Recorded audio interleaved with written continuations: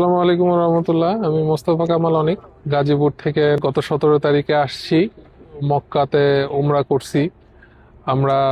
মক্কার বিভিন্ন জায়গা জিয়ারা করছি, যেমন জাবালে রহমত, আরাফা, মিনা, মুজদালিফা, এবং পায়ে হেঁটে আশেপাশের যে জায়গাগুলো আছে, জিন্দা কবরস্থান, সুমাইয়া রাদিয়াল্লাহু তাআলার যে কবরস্থান, যে মহিলা প্রথম শহীদ ইসলামের জন্য, ওনাদের ম্যানেজমেন্ট আলহামদুলিল্লাহ মোটামুটি ভালোই।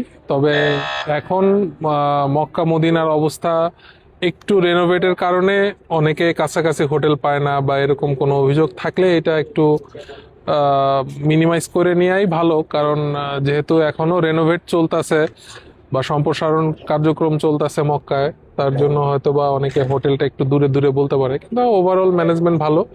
আজকে আমরা বদরের প্রান্তে আসছি, আমাদের ইসলামের ঐতিহ্যপূর্ণ একটি প্রথম যুদ্ধক্ষেত্রের স্থান। সেখানে ওনাদের সাথে জিয়ারা করতেছি আলহামদুলিল্লাহ।